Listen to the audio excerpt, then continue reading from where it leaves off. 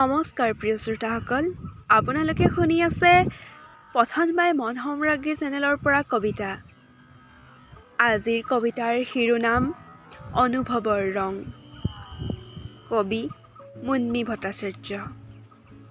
বলক তেন্তে আৰম্ভ কৰোঁ। অনুভৱৰ ৰং।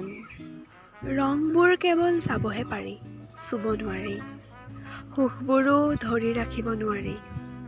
দুখবোৰেহে ভঁৰাল ভৰি উপজি থাকে। সপোনবোৰক দেখি থাকিব পাৰি, পূৰাবলৈ কঠিন।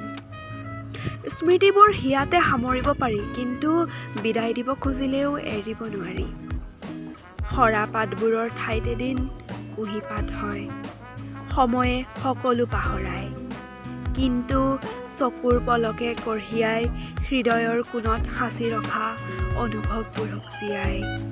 ধন্যবাদ।